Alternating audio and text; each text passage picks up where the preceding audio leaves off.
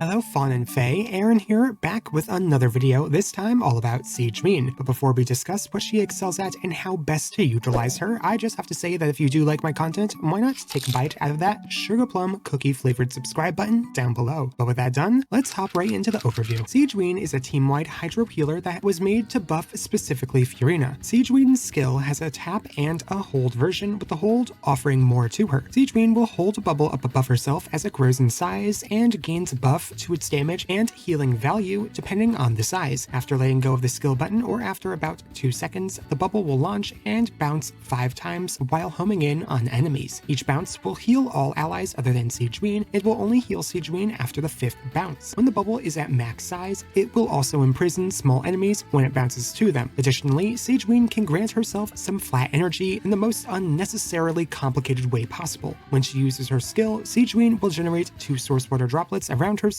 that grant her a bond of life when picked up, that will then convert into flat energy, scaling based on her HP, but capping at 5 for herself after its heal. Sigewinne's burst has herself pull out her syringe and blast the enemies with water for 2.5 seconds, dealing damage. When added with the animation window of her burst and skill, this will net her an on-field time of about 6 seconds, which is insanely long for an itty-bitty amount of damage. Sigewinne's first ascension passive has her skill grant herself an 8% hydro damage bonus, and it grants her 10 stacks of Constellations, which buff all off-field elemental skills damage by a flat amount based on her HP. This buff will cap at 2800 flat damage at 65,000 HP, but will normally float around 1800 flat damage for those that don't get her signature weapon. Sigewinne's 4th ascension passive is a complicated way of turning her max HP into healing bonus. To shorten it up, just think of it as a 30% healing bonus for her as long as she has 50,000 max HP. Sigewinne's talent priority is rather simple. Since she offers nothing outside of her skill and passives, all you need to do is level her skill to level 6 or higher. Everything else can be left to rot. With Sigewinne, you want to use her usually second in the team rotation to get the Song of Days pass to activate at the right time and to heal through Furina's health reduction. To use her, simply hold the skill button until it's charged and let loose, or just tap it if you don't care about the bit more healing it deals. Either works. If using Favonius Warbow, throw in a few normal attacks to guarantee the activation of the passive, otherwise swap out. Sigewinne is a 5-star, and as such, she requires giving up your hard-earned primos to get her constellations. But are they worth it instead of a new character? Sigewinne's C1 lets her skills bubble bounce 3 extra times, which will increase her own personal damage by a negligible amount, and buff her healing by a solid 60%. Additionally, every skill bounce grants her an extra stack toward her flat damage buff, and her flat damage buff has increased scaling. In the end, it increases the overall value of her buff by 125%. For teams with only Furina's skill dealing damage, this constellation will lead to around a 2.5% damage increase, but this constellation enables her skill spam teams to use her buff much more, increasing their total damage by around 9.5%. This is great for the 4 teams that can utilize this large damage increase, but in most teams, this will be a negligible buff. Sigewinne C2 is very strong since it allows her burst and skill to shred the enemy hydro resistances by 35%. It can also grant her a shield while using her skill and burst, but that's not what makes it strong. The hydro resistance shred will prove to be relatively powerful for Furina, as it increases her damage by about 18.4%. That's a large damage increase for just Furina, but it can also be used for many other hydro units like Neuvillette, Hayato, and Tartaglia, which makes it her best constellation. Her C3 increases the level of her skill by 3, which increases her low damage by a slight amount and increases her healing by almost 20%.